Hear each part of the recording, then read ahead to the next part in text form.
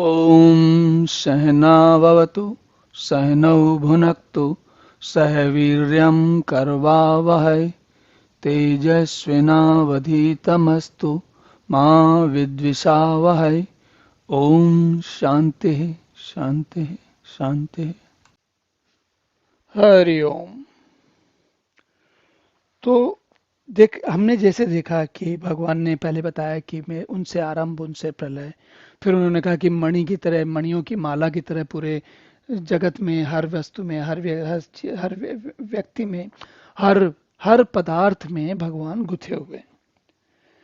और ये बात देखने में आसानी से समझ में आ जाती है, लेकिन फिर भी समझ में आने के बाद भी माया इतनी प्रबल है कि समझ में आने के बाद भी नहीं समझ में आती, या हमारे मस्तिष्क में, हमारी बुद्धि में, हमारे जीवन में ठहरती नहीं है।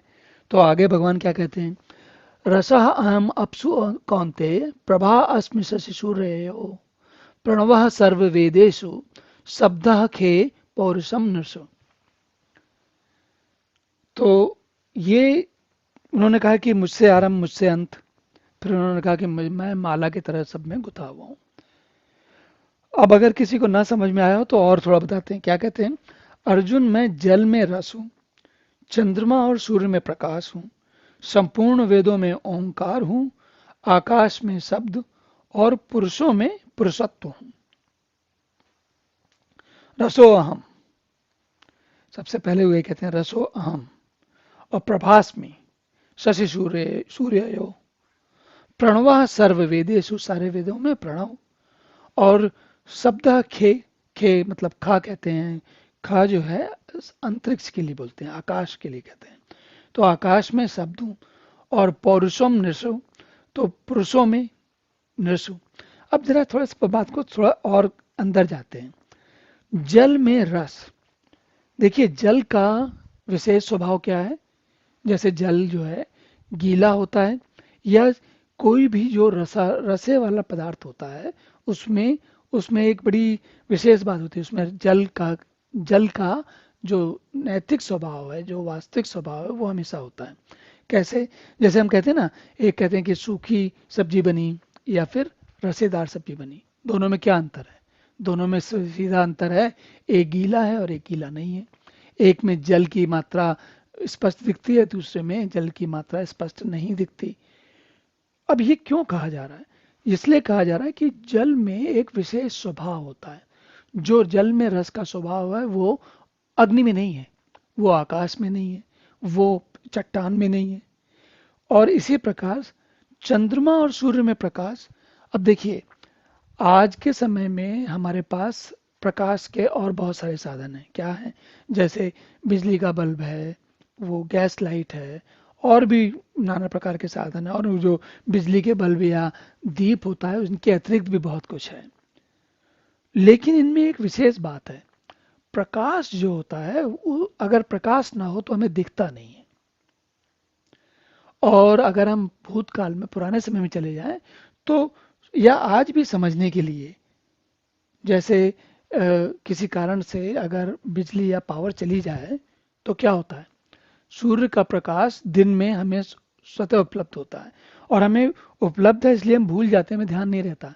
लेकिन अगर रात में ऐसा हो जाए कि बिजली चली जाए और घना बिल्कुल घटाटोप अंधेरा हो, किसी प्रकार का प्रकाश की स्थिति ना हो, चंद्रमा का बिल्कुल प्रकाश नहीं हो, तो रात्रि का और कोई ऐसी स्थिति हो जिसके कारण हमें जागना पड़ रहा हो।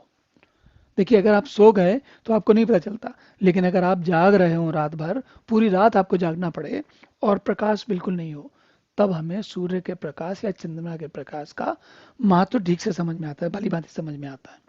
इसी प्रकार संपूर्ण वेदों में ओंकार। अब वेदों में ओंकार इसलिए कह रहे हैं क्योंकि ओंकार जो है वो, आप ये समझिए कि समराइज्ड बिल्कुल, वो पूरे वेदों के सारे ज्ञान का वो ओंकार में सिमट जाता है। अगर ओंकार आपको, व्यक्ति को समझ में आ जाए, और इसके लिए एक हमारे ऋषि मुनि एक विशेष उपनिषद लिख गए, उसे कहते हैं मांडुक्य उपनिषद। उस उपनिषद में ओंकार को समझाया गया भली भांति। और उस ओंकार को समझने के बाद या प्रणव को, जिसको कि प्रणव कहते हैं, तो वेदों में प्रणव मतलब ज्ञान का जो ज्ञान का अंतिम सत्य है या ज्ञान की वास्तविकता है, वह ओंकार है। इसी प्रकार आकाश में शब्द, हम कहते हैं शब्द क्या होता है। शब्द के दो अलग अलग कारण समझे जा सकते हैं। एक तो ध्वनि के लिए, और दूसरा किसी आकार या रूप को, या शब्द का एक जो सबसे महत्वपूर्ण जो उसका अर्थ होता है वो है शब्द बुद्धि का प्रयोजन की चीज है। तो हम जब बुद्धि किसी चीज को समझना चाहती है तो वह आकाश में स्पेशियल डायमेंशंस में समझती है।